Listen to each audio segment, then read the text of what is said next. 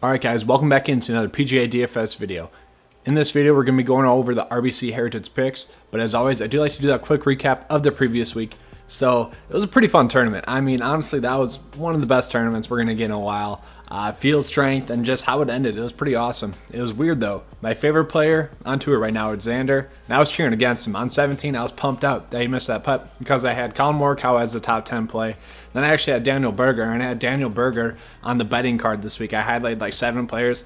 I said Berger would be one of the ones that I would bet to win outright. So obviously he won outright. That was pretty sweet. Berger was the 6th highest rated player in my player pool this week as well. So that was really nice. The downside of it was that high exposure or core play, Webb Simpson missed a cut, and then also Harris English missed a cut, who was also core play. Harris English really just had one bad round. He was able to come back and play pretty fine in the second round.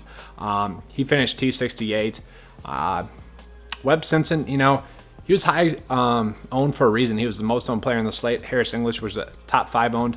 Both of those were not the wrong play, but that kind of pretty much sums up why I thought that this would be a bad week. There's just random variance that occurs early on after players haven't played for a while, and we saw that exactly. So overall though, Daniel Berger, number 1, Colin Morikawa finished 2nd, Gary Woodland finished top 9, and then Sungjae Im finished top 10. All 4 of those players were ranked inside the top 10 for us. And then core value play, Matthew Naismith ended up making the cut, which is all you want from the value plays. So it's a very weird week, actually.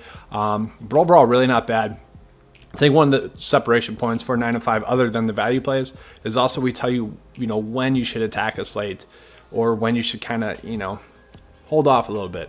Last week, that's exactly what, I said. I came on and said, this week is not going to be the best week. You probably want to, kind of play a little bit, dip your toes in the water, and then get ready to attack it, in a few weeks from now, because I'm not exactly sure that we have to go out and attack this slate as well. But let's get into the picks for this week. As always, I do like to touch on the key stats first, though.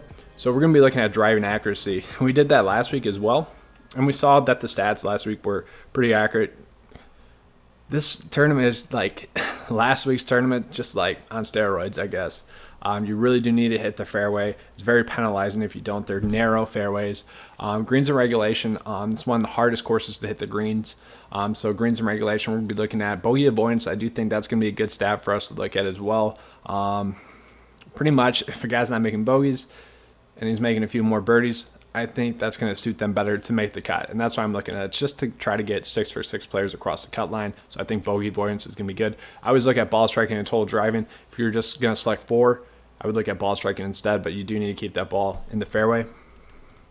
Some people that do have some really good recent form, obviously Daniel Berger, he had that first place finish, but before that he was really doing well as well. He had 3 straight tournaments that were top 20 finishes. Obviously Colin Morikawa hasn't missed a cut since he's been on tour, so that's pretty solid recent form. I'm saying recent form in quotes here. We know there's only been 1 tournament, but dating back to their previous recent form as well. Rory obviously been on a tear this whole year. Sure, he was horrible on Sunday, but that kind of goes back to the variance thing. It's like you can have stuff working for a majority of the tournament, but it could just hit you when you just haven't gotten those practice reps in enough. And then Sungjae Im, obviously Sungjae Im's been pretty much a stud this whole year. Only 1 missed cut on the tournament. So we'll get into the course horses though. So Webb Simpson and Matt Kuchar, they're kind of in a field of their own when it comes to course history here. Those guys have both been spectacular. Neither of them have missed a cut in the last 4 years. Both have shown some really good upside. Actually, same thing for Kevin Kisner and Poulter. Minus the upside, made the cut here the last 4 years. So those are their top 4 course history. But let's get into the picks for this week. All right, so get into the player pool here. If you guys want to start off on the high end, Rory, JT, Bryson, John Rahm, I'm perfectly fine with any of those guys. I really don't need to tell you guys why to play those guys. Xander, I do like as a play though. Yes, he's missed 1 cut. Okay, whatever. 9 out of 10 cuts made, 5 top 10 finishes. If you look at those made cuts, his average finish is 11th in those made cuts. He does have course history here as well. T63 here last year and a 32 finish the year before that. He's a solid stat fit. He ranks top 10 according to my model this week. Hideki Matsuyama, yes, this is his first event back. I'm a little bit worried about that, and he doesn't have the course history here in the last 4 years. But he's a guy that's not going to really make any bogeys, and he's top 10 in greens and regulation. He was showing some decent recent form there. Obviously, he played pretty well at the Players that first round. I do worry about him, but he is a solid wind player as well. This course does tend to get a little bit windy sometimes, but is being played a month later, so we don't really know what the weather's going to be like just yet.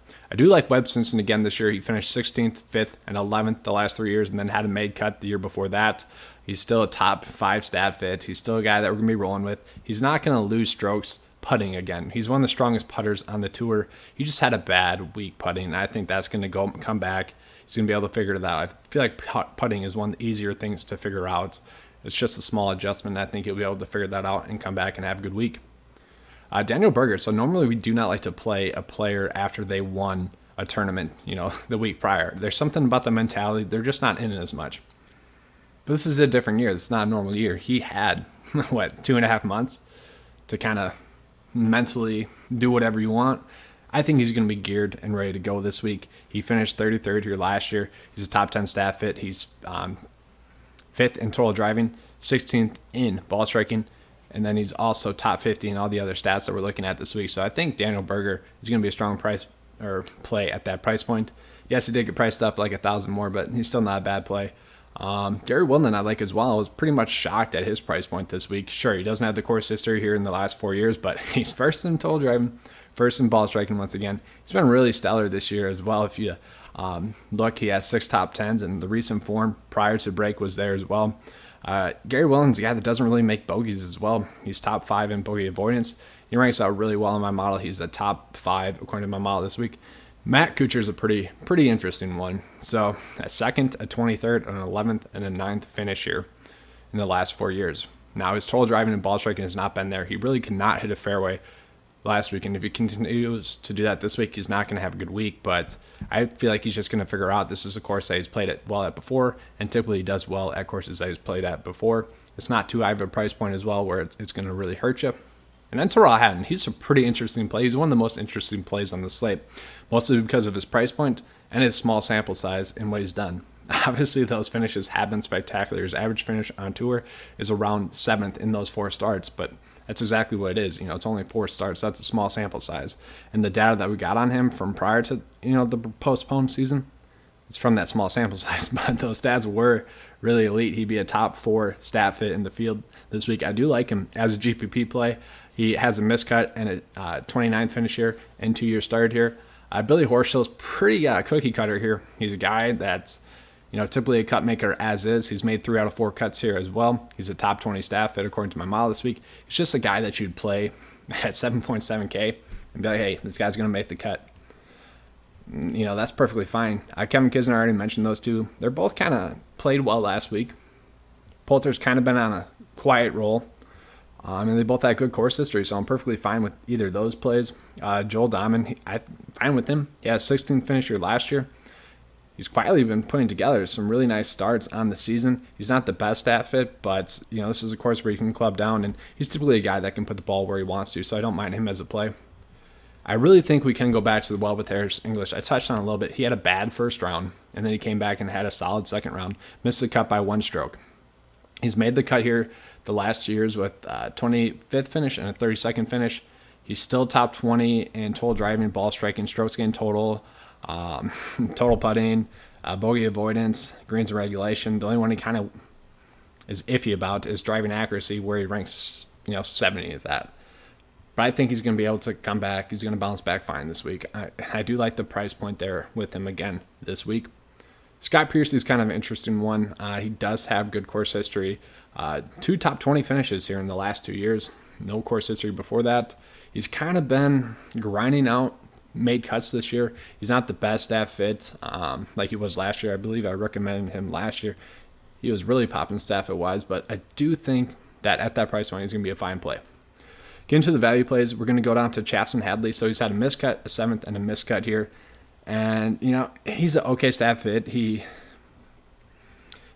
is strong with putting the ball where he wants to off the tee. And then after that, his game kind of goes. So I don't really like that as a value play. Harry Higgs is going to be a fine value play for you if you want to go that route. He's a decent stat fit. He ranks top 35 according to my model this week.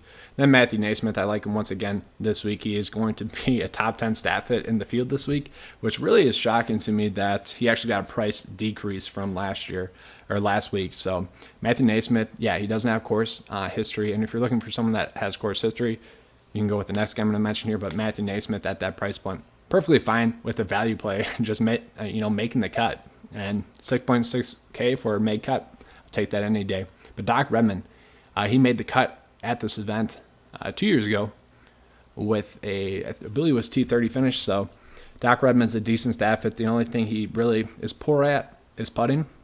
Every other stat is top 50 or better. He ranks out pretty well as a stat fit as well. So those are going to be the picks for the RBC Heritage Open. If you guys have any questions, make sure to put those in the comment section below. I'll be happy to answer those on the Wednesday live stream. All right, thanks for watching, guys, and let's have a good week. Thanks.